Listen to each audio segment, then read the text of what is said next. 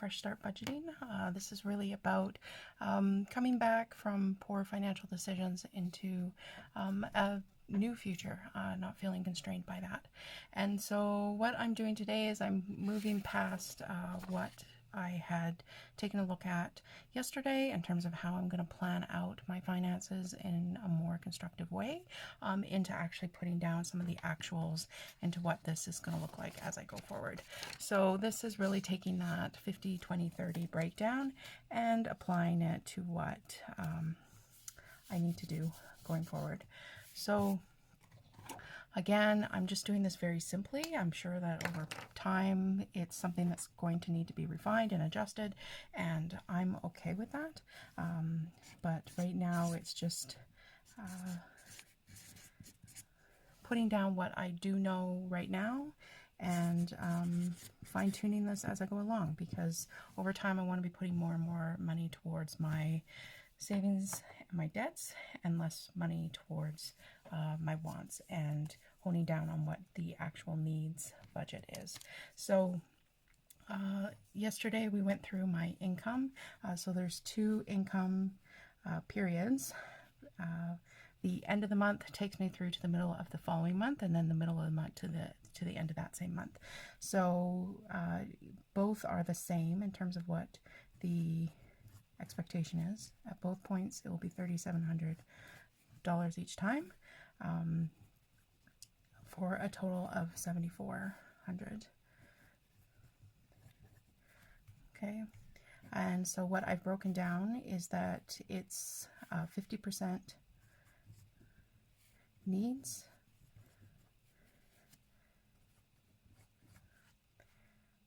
30% debt and saving,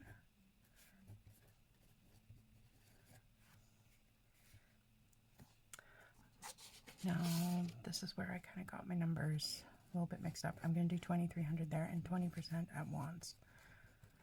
So that's 14. And so it's going to take me a little bit of time to get there, because as I noted, there's some cash flow situations I need to deal with over the next few months that makes it difficult to put that money away into debts and savings. So that's a cycle that I'm looking to be able to get out of myself right now.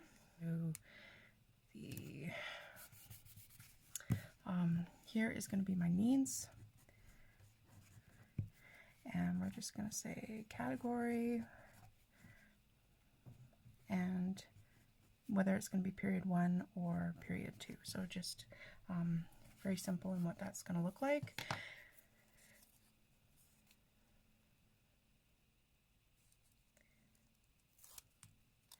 Moving over into my wants.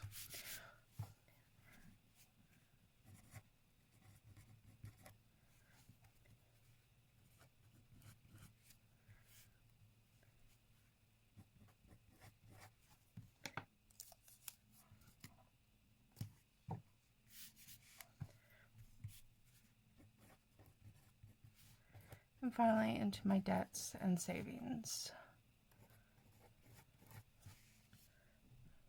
So under the needs, my partner has some expenses.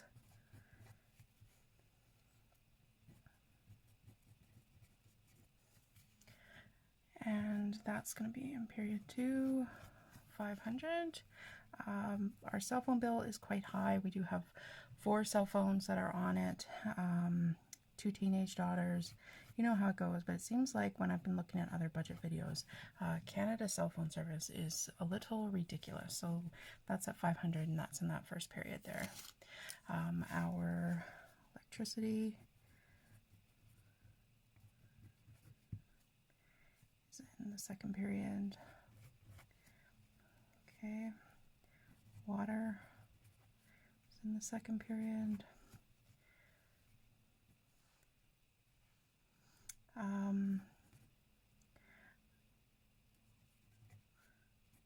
Then we have internet, and that includes cable, anything like that.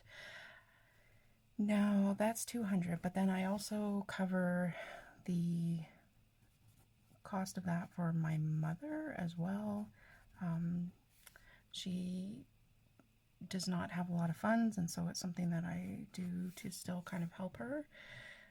Then I also include food here. Now, food, when I actually started tracking my expenses, I was absolutely disgusted, would be the appropriate word, with the amount of money that is spent on food, particularly around delivery and convenience. And so that's something that I've been cutting back on, and something that I'm going to definitely be tracking between food that is bought as grocery versus food that's bought as convenience or fast food or takeout. Anything like that is going to get tracked under wants, but the total amount is $500 per period for food. Okay. I can hear my pug outside my door sniffing away. Okay, we do have 3 dogs and one dog who has significant food allergies, and so we have to buy some pretty expensive food. And right now I split that between the 2 periods as $150 each, so it is $300 a month for my dogs and their food. Okay, transit, I do not have a vehicle. I do take public transit, and so that is something that I need to make sure I'm able to cover there. And then there are times that we need to take a taxi or something else, and so it's $50 in the off period to be able to do that. So that leaves me $2,050 each period to go forward to the other categories.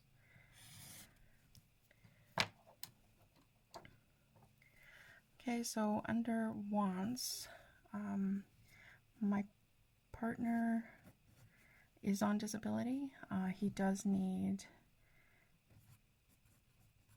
we have found that, he does need access to money to be able to kind of manage himself in different areas, so that the disability does create some depression and other mental health problems, and so he does need access to money to be able to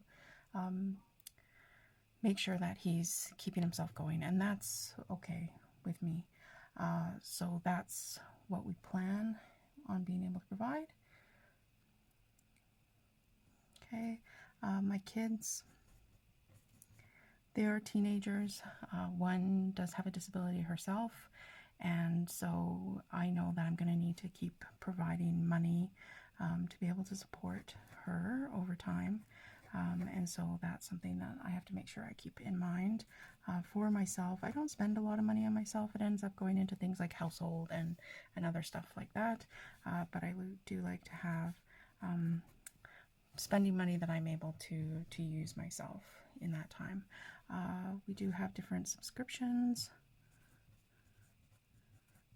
and I'm not breaking them all down right now, but I do know that I just kind of keep on hand $75 to be able to manage those. Okay, and then so at the bare bones of this, we've got $700, $850, $850 on this one, and $350 on this one. So if we take that from what was left, I've got $1,200 in this period and $1,700 in this period. Okay, and so what that means to me, so this overall, that leaves us with 29. So it's more than what's needed here. I definitely have more things that crop up through that cash flow situation that are dealt with here, but I'm going to go ahead and carry that over to this one here now. Okay, so my partner does have a debt that he is paying off, and that needs $500 paid in that first period.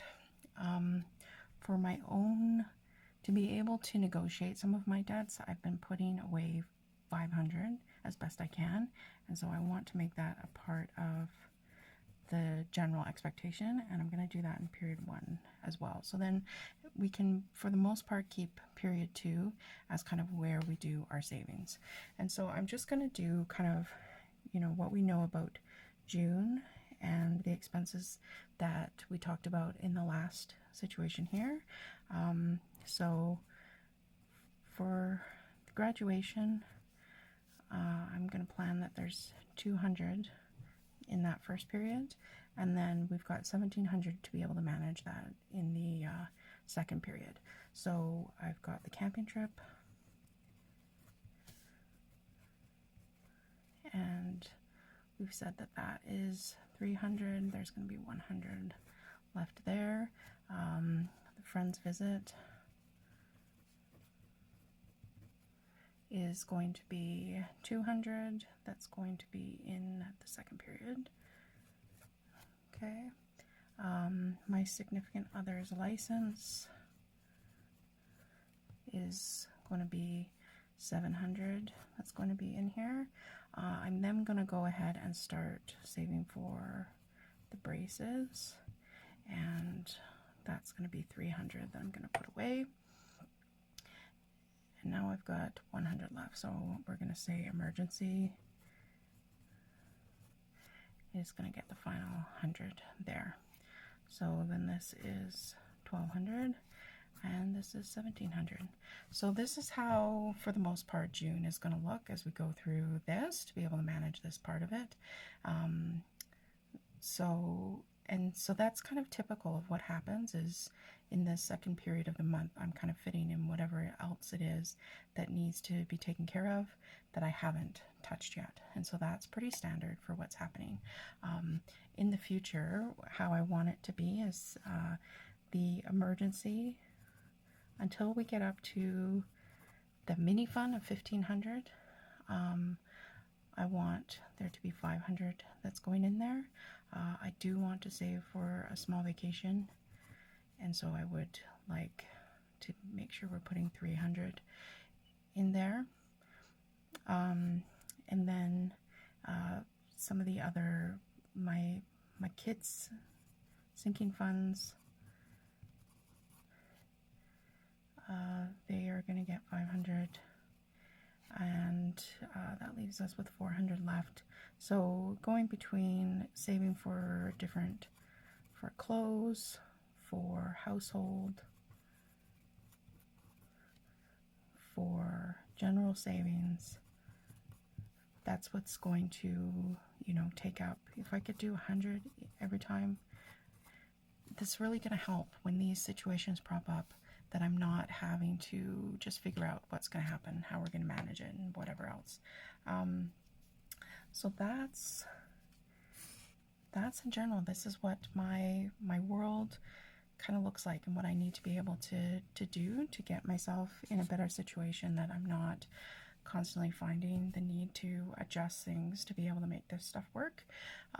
Again, I'm grateful that I've been able to make it work, but it's time that I take a little bit more responsibility and put more planning into what it is that I'm doing.